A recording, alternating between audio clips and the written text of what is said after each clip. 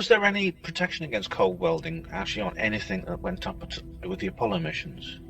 Not that I've ever been able to find out. There's even a mention of it. That is an odd thing, isn't it? I'd like to bring back another point here. The recovery of this strange piece of Apollo hardware in the Bay of Biscay by Russians. Now, if I was a Russian, this would be a perfect opportunity because, of course, there was the space race. So the two superpowers, the USSR and the USA, were locked in this battle to win everything in space. Now, the first decade of the space race, I think it's fair to say that the Russians had a decisive lead. They got the first rocket up, the first man. They got all the major firsts up in space. Now, when the Americans landed a man on the moon, that must have severely dented the Russians' pride because they would have realized that essentially the Americans are just as good as they are, and they were no longer trailing behind them. Now, if it turned out that they hadn't really achieved what they claimed to have achieved, then that's a disallowed goal. It's 1-0 again. So if I was a Russian and I caught the Apollo program red-handed, faking stuff by dropping craft where it shouldn't have been when they're supposed to be flying them to the moon, I'd do what they did with Gary Powers on the aircraft that they captured, the U-2's pipeline. I'd put a signal. Look here, everybody, the Americans are fooling the world. Yes, they did. They didn't, Marcus, they didn't do it. They must have collaborated with this hoax because they must have known right back from Apollo 8. They must have, because they had the means to find out themselves. You know, unlike the other countries of the world, they had the means. Of course, as many other countries do now, but at that time it was only the Soviet Union that also had the means. So they obviously went along with it. Also, Russia played games at a very, very sophisticated level. They're the best chess players in the world, aren't they? Yes. They're very good at game theory. Now, in September 1968, the Russians launched an unmanned craft to the moon. It's called Zond 5. It orbited the moon and it returned to Earth. On that craft were two turtles, we call them tortoises, i.e. life. There were other things, plants and seeds, but there were two live creatures. I would imagine they got a little bit upset and glad to get back to Earth, but they were alive. And what that would appear to demonstrate is that biological life, which a tortoise is, could survive the radiation obviously known to exist around the moon.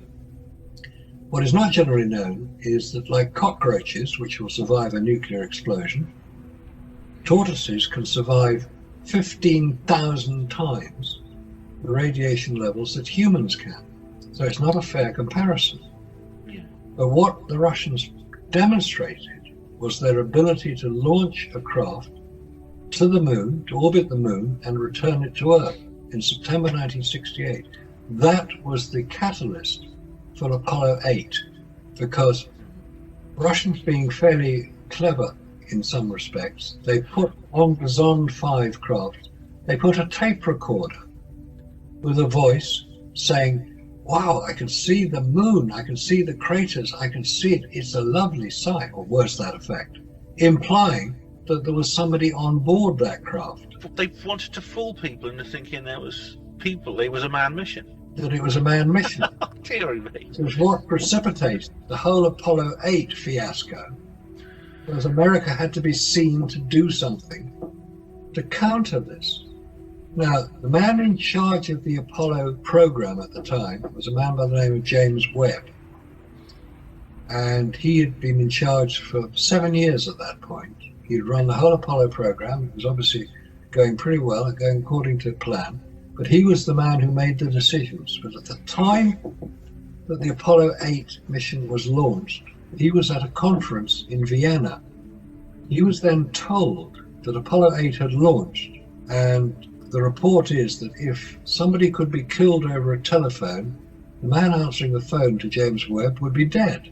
If he's the head of NASA, why is he not in America where the mission's taking place? The first manned mission to the moon, and he's in Vienna at a conference. It's at a conference because it was done without his knowledge or authority. I'm not surprised he was furious. 2 weeks later, James Webb resigned. And he is so revered in NASA as an administrator and as a personality that the new space telescope, replacing the Hubble Space Telescope, is called the James Webb Space Telescope. Yes, it is, that's right. So he is a man who is considerably revered in NASA. And he was an honest man if he felt that this was an inappropriate thing to do, he made it very clear what he thought, and he did. President Johnson, don't forget, was the president at that time, and for various reasons his resignation was accepted. The other story is that he was asked to resign. Maybe he was going to blow the whistle on what was really going on. But the point is that Apollo 8 was again a very sophisticated piece of psychological warfare conducted by the Russians to persuade the Americans that they, the Russians, had just orbited a manned craft around the moon. And that generated the Apollo hoax by America because they couldn't do it, but they had seen to do it. And this is the difference. They had to be seen to do it. I know this was discussed in Percy Bennett's book, whether the reason that this was done is basically because the Americans have some dirt on the Russians too. It's a case of you no tell, I no tell. Oh, that certainly would come into it. But also don't forget that one of the last things that President Kennedy did before he was assassinated, he made a speech to the United Nations in September 1963, where he publicly offered cooperation between America and Russia in space. He said, why should we duplicate our efforts? Let's work together. And maybe he wasn't the most sophisticated scientist. He was a politician. He could see that spending these vast sums of money on the Apollo program, because it was getting more and more expensive, it would be much better to do as the title of that book, which I interesting excerpt from, For All Mankind, the Apollo 11 plaque, which says we came in peace for all mankind. If Kennedy was prepared to offer cooperation to the Russians in 1963, he was obviously fully aware that this was a bigger problem than anybody had come up with. Now, at that point, Khrushchev was the General Secretary of the Communist Party at the time, President of Russia. He refused the offer. And the reason for that is that he did not believe that America could land a man on the moon, and he wanted to force them to fail. Incredible, because I mean, Kennedy must have been a bit haunted by the speech he gave in '61, the State of the Union address, which was just after Yuri Gagarin had gone up, and everyone was absolutely aghast at how America had fallen behind so far. Because once you get the first rocket up and you get the first man in space, you get the first astronaut, where else do you go from there? And the answer is, in terms of manned spaceflight by the technology at the time, and indeed the technology that's publicly available now, it is literally a landing on the moon and astronauts on the moon. That is the only place to go. After that, because it's literally like the two poles of the Earth, it's like a finite thing, because once you've got the moon done, then the next is Mars, which is like 100 times more difficult. So it's the moon or nothing. And so Kennedy had to say this. He had to say, we're going to land the man on the moon and return him safely to Earth. Which was a very dramatic speech, and at that point, the only American who had been into space was Alan Shepard, and he'd only gone up and come back down again. He hadn't even gone into orbit. The first American to orbit was John Glenn in 1962. So they were playing catch-up all the time. But they knew perfectly well that there were major problems of traveling in space, not least of which is the problem of radiation. Now, at that time, Russia didn't have the deep space tracking network that America set up, and they were using the Jodrell Bank Radio Telescope near Manchester. The director of the Jodrell Bank Telescope at the time was Sir Bernard Lovell, as he became, and he was cooperating with the Russians to track their craft with the full knowledge of the British and American governments, and nothing secret about any of it. Bernard Lovell went to Russia several times, and one of the questions he asked was, when are you going to land a man on the moon? Because they'd got the rocket, they developed the rocket called the N-1 rocket. They developed the craft to take cosmonauts to the moon, which is a circular craft, and he asked the Soviets, when are you going to land a man on the moon? And they said, when we can ensure his safe return due to the dangers of radiation. So the Russians were fully aware that radiation was a major problem of sending humans. Humans need to be protected as well. How do you protect humans? This was only discussed in relation to the Apollo mission many years after the Apollo missions had ended, when people like us started asking these questions. Exactly. Now, going back to Apollo 13, so if everything to do with the Apollo missions was a charade, it was just done for publicity's sake, was the the incredible thrill, that is the incredible fear and worry and then relief and elation of Apollo 13, part of this big narrative? Yes, it would all have been planned carefully in advance. There are sophisticated thinkers in America who would be able to work all this out. They would work out what could happen, what should happen, what might happen, and what we do if it does. Every contingency would have been taken into account. And also, America are very good at visual publicity. It's called Hollywood. I'm not saying that Hollywood got behind it, but they may well have been able to provide considerable amount of technical advice. I mean, just as an example, there was a recent film about Apollo 11. It's part of the 50th anniversary of it, and it was a film of Apollo 11. And you see this magnificent shot of the Apollo 11 rocket taking off in this film. And you think, oh, maybe they got some film from the official launch. No, they didn't. They built a 14-foot high rocket on a stage set and launched it.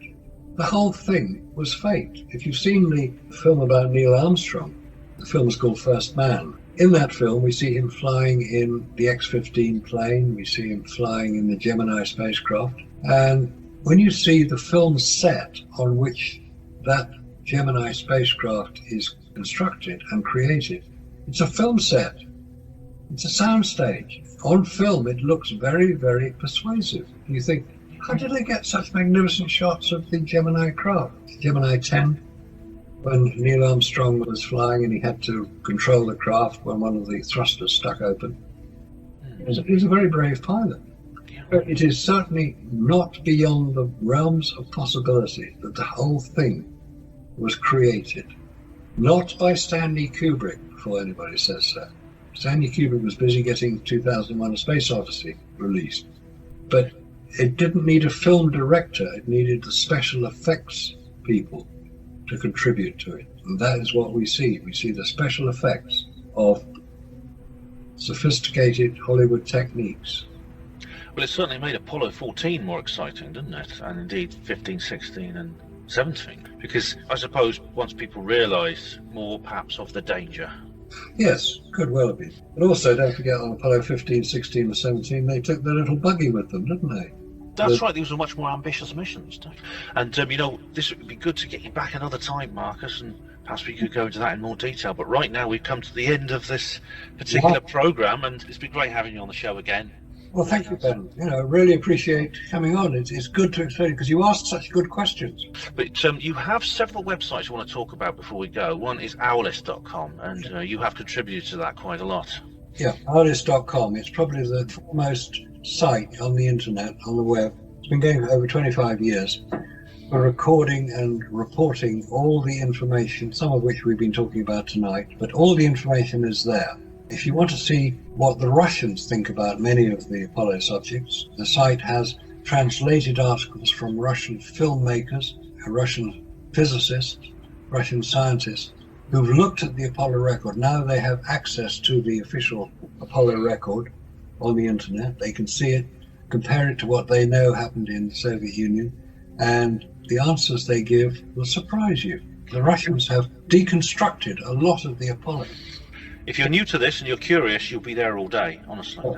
And anybody just wants to look at photographs, there's a section on there. It's by Jack White, who was a photo analyst, and the information is, there are hundreds of photographs that he's examined and looked at and questioned.